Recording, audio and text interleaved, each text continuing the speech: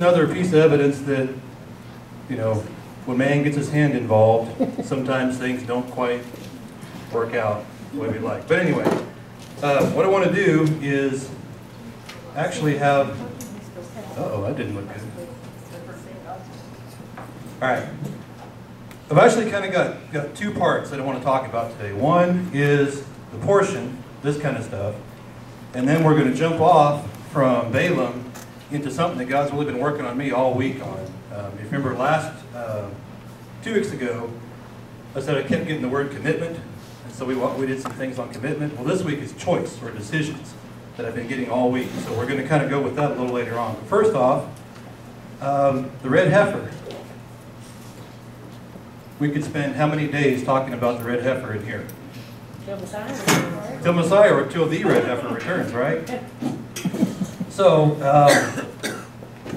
well, let's just open it up for at least a few minutes. Need a couple of good rabbit trails to get things started, right, Jay? Need work to do back there. Why?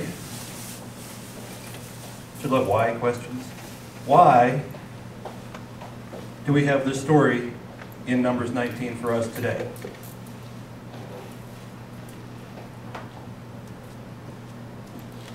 It's about betrothal, is it not? It's about what? Betrothal. Okay. Purification. Purification. Also the death of Moses' sister is part of it. But not part of the red heifer.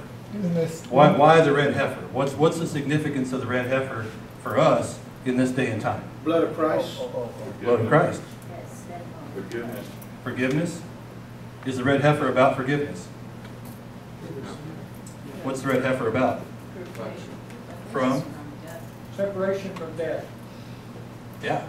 Because if you read what this is about, it's about, we get the instructions for this water of the cleansing, and then when someone dies, this is what you do. Use the water of the cleansing. And then we get in Exodus 20 some people dying, specific people that we know about. Kind of significant. Okay, so what I want to do first, though, was just kind of some little bookkeeping kind of things, if you will. 19:2, there shall bring thee a red heifer without spot. And what I kind of did was just highlighted these three particular words, Adon Parah Tamim, red heifer without spot.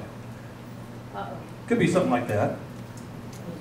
How many people have heard of all these red heifers being born, being examined, being good, and then finding out, well, no, they're not so good? I did a Google search, red heifer. Guess how many millions of hits came back? I mean, it's out there a lot. It's significant because will we need a red heifer? No. Why not? You sure? What's the red heifer for? Symbol. Cleanse from death. In Israel, they have now got a herd of over 100 of them that were developed from heifers that were not even red. And over a period of time now they have developed over 100 of them because they plan to rebuild the temple. And if they rebuild the temple, they have to have a red heifer to sacrifice to purify the temple before anyone can go there. Thank you, Fred. That's exactly right. Because that's what's going on here, and the people as well. Because if you read this, I mean, the people who pick up the ashes have to be cleansed with the water. But yeah, that's the point. That's why there's millions of hits on this red heifer, because they want to rebuild the temple, and if you rebuild the temple, have to have a red heifer. Yes, Joy? I was listening to Bill Cloud, and he said it couldn't even have one or two hairs that weren't red. It had to be perfect. Absolutely perfect. That's Yeah. why they have a herd of 100 of them, because even though they haven't found any on them now, they don't know how long it's going to be until they can rebuild the temple, and so they Exactly. might develop some white hairs between Now and then. Yes, Jim? It's impossible.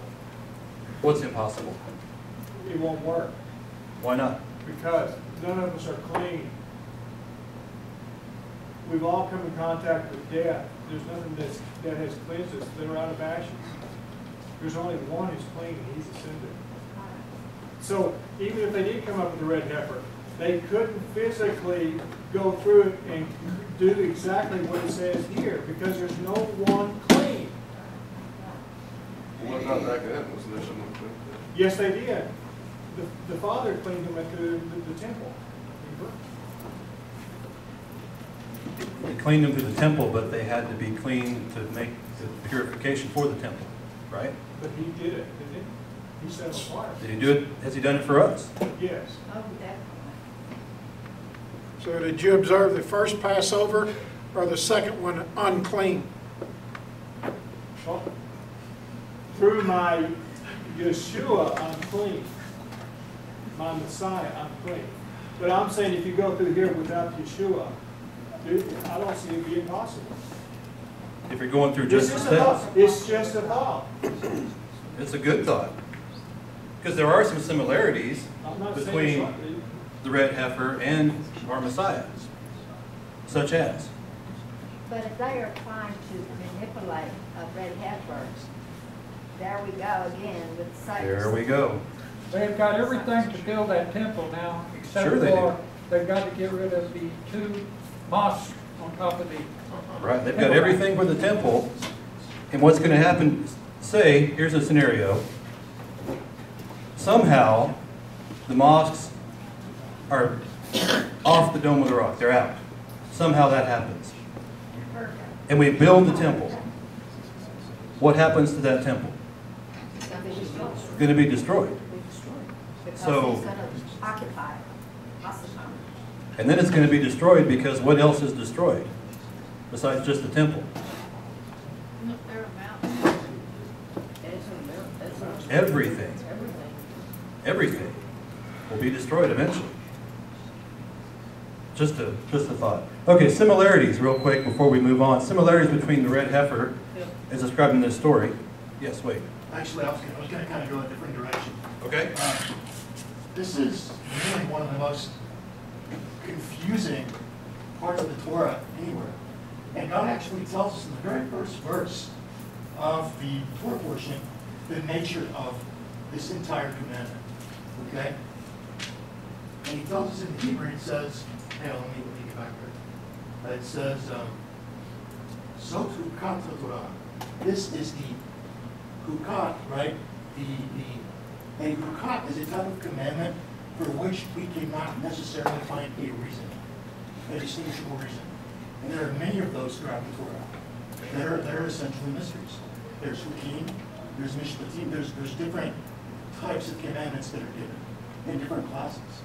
And this is a hook, which is a commandment that doesn't necessarily have an explanation, behind it that we can truly and tangibly understand. Ultimately, the true interpretation of it lies with the Messiah and lies with God Himself. And so the Torah tells us that this is going to be something that we're not going to understand from the very first verse of the parsha. But in and of itself. he also says that his Torah is not too difficult. Correct. In the sense that yes, for us to do it and observe it, it is not too difficult. Right. But there are things contained within it because the Torah is the foundation of the entire Bible. Right. Right? But there are things in it that we're not going to be able to understand. Anyway. We'll just do it. Because he says do it. Yes, Fred, real quick. Well, even Solomon said that he could not explain the red heifer. But a lot of people believe that they have to rebuild the temple because according to Jewish teachings, Christ cannot come unless there is a temple. And if he came when there was a temple, the second temple, so now we have to rebuild another one before he can come again. Because he cannot come unless there is a temple. According to those teachings, right? Okay. All right, well, I don't want to get too hung up on this because this is a big, long rabbit trail that could go on for a long time. Large, big rabbit. Where is he? There he is. Big rabbit. Suffice it to say, well, before we go on, I wanted to ask, what are the similarities in the description of this red heifer to our Messiah? There's red, sure. Represents money. Our Messiah is red. He's female. Wait, no, he's not red and female. No, but he's a dom. He's the second Adam. That's right. He also, they claim that he died in the area that Christ was crucified. I mean, that they burned him in the area where Christ was crucified. Could be, but the significance is, where was this heifer burned? On a mountain. Where was Yeshua crucified? This heifer is without spot. Without blemish is the next word in there. Our Messiah. Without blemish, without spot. So there are similarities. All right. She never had a yoke put on her either. Never had a yoke put on her. His yoke is easy. His yoke is easy. So he has a yoke. He has a burden, but it's easy. It's light. Just a quick little. This comes out of Strong's, of course, through the Power Bible CD. Just the basic definitions of the words: red, heifer, perfect, complete, without blemish. These are some of the ways it's translated. Now, what I wanted to do also was show you where these things first show up in the Torah, just so you know this isn't a new concept with these particular words, and they're not just these words. Esau and Jacob. Esau wanted the same red pottage, the same red, the red, Adom, Adom. And therefore his name was called Edom. The kine right here, that's the heifer. So this is when Jacob is about to meet Esau. He's sending his gift to him. That's part of what he sends, is the female, and that's the male, Parah is the female. And then the perfect, without blemish, is Noah. It's the first place that appears, just to kind of set a little context for you, I don't know what the right word would be. Those are all the first, right? These are all the first of those particular words. So if you take these and move forward through Scripture, you'll see a theme, a common thread that'll tie things together. Particularly with this one, which has a little bit more significance than simply a female cow or red, although this has got a lot more than just red. So, okay, let's see. So I got to keep an eye on the clock too, or else I'll get the flash from the back over there with the clock. Okay, so obviously I'm not going to go into a lot of detail on the red heifer because, like I said, there's millions of hits on Google. You could read probably for 3 or 4 days and not get everything and get conflicting information and get all that. And I'm certainly not an expert and didn't have 3 or 4 days to go through millions of web pages. Just went through a little bit of here and looking on some definitions. Something interesting that jumped out at me when I was looking is in verse 6, the cedar wood, hyssop, and scarlet wool. You may know that the word wool doesn't appear in the original text, at least that we have access to. Interlinear, King James, those kind of things, the word wool doesn't appear, it just says scarlet. Take cedar wood, hyssop, and scarlet, and cast it in the midst of the burning heifer. That word, tolah, means a maggot, or the color from the worm, translated crimson, scarlet, or worm. So it's referring to the color of something, obviously some kind of fabric. We just don't know for 100% sure, but it seems to make, they're not going to throw dead bugs on top of the heifer. I really don't think that's the case. I don't think they're throwing worms on the heifer. Well, that scarlet is the same scarlet in the tabernacle, so it wasn't like Yes, dead worms. exactly. The same scarlet in the tabernacle, where it's describing the color of the fabric.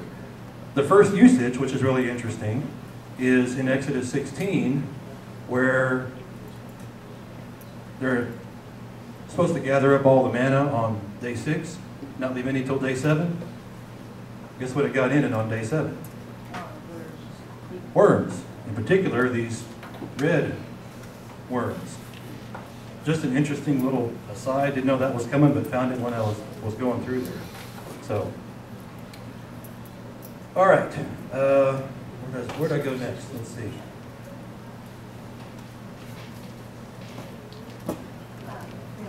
Yes. About that worm, it's called a COCHIMEAL.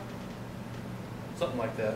And and what it does is attaches itself to the tree, and then the word T-O-W-L-A in Hebrew, and Strong's 8438 is Hebrew for scarlet. Exactly. The worm or crimson. When the female scarlet worm was ready to give birth to her young, she would attach herself to the trunk of the tree, fixing herself so firmly and permanently that she would never leave again because she died. She died on that tree. The eggs were trashed. She would die. Her body would protect until the larvae, L-A-R-V-A-R, larvae were hatched and were, I can't remember my own writing, to enter into their own life. You can get your PowerPoint, Shirley. To enter into their own life cycle. So Wow. she died to bring those, to those worms, scarlet wolves. So just That's like pretty Yeshua cool. did.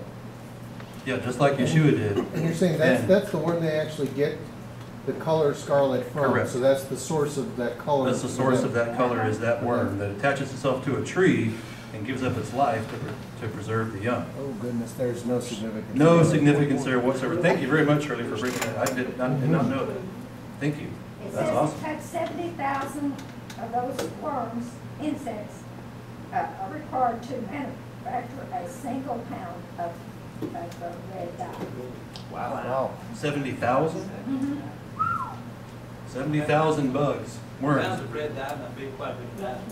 Might be quite a bit of dye, but that's about, the ones we used to sell in the store, about 8 ounces, were about yay big, so it would be a lot of dye. Probably do dye a lot of wool and curtains and all kinds of stuff, so. Hey, that was just a little, interesting little thing that the first place it appears is back in Exodus in the manna, these same worms, so.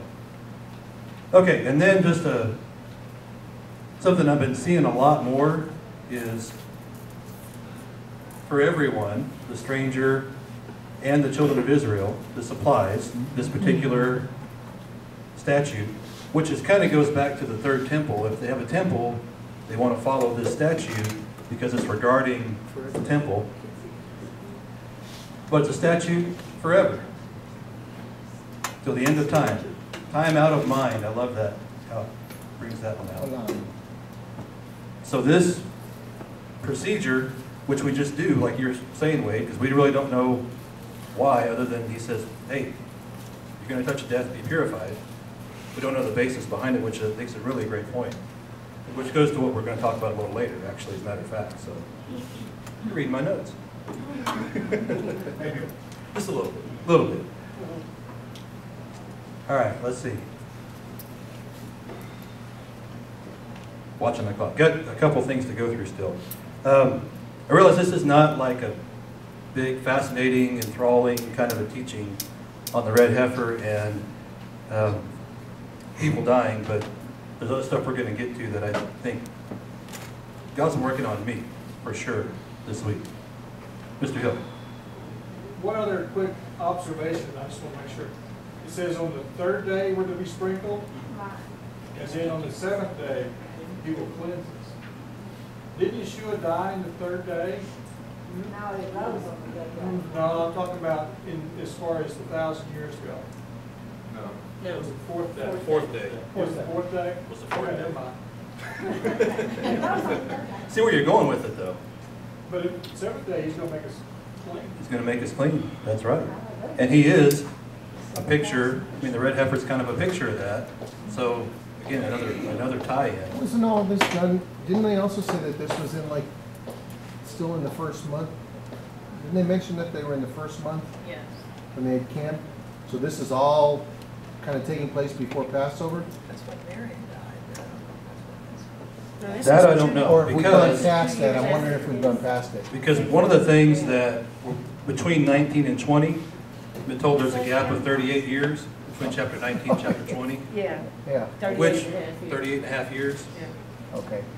Don't know for 100% sure, but it makes sense because of when Aaron died, which is the end of chapter 20, which is verified in Numbers 33, which we'll see a little bit. So, It says Miriam was 120 when she died about.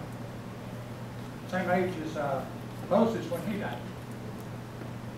So she was about 2 years older than him, I think, 1 or 2 years older than him. And this was, they only had another couple of years before they got to the Holy Land when this happened. Well, less than a couple years. Well, when Miriam died, yeah. Okay, again, like I said, not a big eye-opening anything out of chapter 19, because like there are millions and millions of things you can go research and look at. And I just didn't have or take the time to do it because God was, again, showing me something else. So what we're going to do is kind of buzz through a little bit here. Chapter 20 starts out with the death of Miriam, and that's all we get. Miriam died and was buried. No pomp and circumstance. Yes, wait. Sorry, there's a comment on this. I was on the plane yesterday coming back to Lubbock from St. Louis, and I was reading. And this is just kind of the way the Torah is spaced out and laid out is not a coincidence, right? So there's a point made in a commentary that I was reading that says, why is the death of Miriam juxtaposed with the death of, or with the red heifer? And there's a sage named Rashi that says that as the ashes of the red heifer atone, so does the death of the righteous atone. And those things are positioned right next to each other in the Torah. In one chapter, one area right next to another in the Torah itself. So that's, okay. Just trying to wrap my mind around what that, so the death of the righteous atones. Just as the ashes of the red heifer atone or purified, right? So does the death of the righteous. Good. Okay. You know. And So something to think about. Anyway. Yes. I was just going to comment that in here it says in the first month they start grumbling after Miriam is dead. And they say there are no grain, figs, grapevines, or pomegranates. Well, it's the first month of the year. The only thing that would be ready would be barley. There wouldn't be any figs, vineyards, or pomegranates. So why are they complaining about those things that wouldn't be ready anyway? Same reason they were putting the palm branches down for Jesus. Out of whack. Expecting Chukat, they're putting the palm branches down. And I'm glad you brought that up about the complaining, because those of you who were here last week remember what Ty taught on. Yep. Anybody here last week? Mm-hmm. What Ty teach on? What can you do with your words? That's a curse. Bless or curse, more specifically? Destroy. Or Create. create. Right. It's good and bad. You can create or destroy, bless or curse. God did it. We have the power, quote unquote. Our words can curse, our words can build up, our words can tear down, our words can create. And there's a lot of words going on starting here in 20. And Deanna just mentioned, here they are complaining again in verse 2 and 3, quarreling with Moses, on into 4 and 5. We're kind of getting a similar song, 27th verse, right? Why'd you bring us out here? Why did you bring us out here? I kind of wish the audio Bible had it whining like that. That might have been really cool. So, they're whining, and God tells Moses to do what? Speak. Create, right? If you speak, it'll happen. I mean, Moses isn't going to physically do it, but he's going to be the vessel that God does to bring water. But now, in verse 9, Moses took the staff from the Lord's presence just as he commanded him. And then in verse 10, he didn't do what God commanded. He and Aaron came together and said, and I love it, listen, hear now, ye rebels, must we fetch water out of this rock? So what did he just do? He took credit for the water. He's taking God's glory, exactly. He's going to take credit for it. He's saying, all right, I've got to go do this now. Because you people are whining again for the umpteenth, thousandth time. I think you just pointed out something important. In verse 9, he obeyed God. In verse 10, he did not. So his obedience was not complete. Exactly.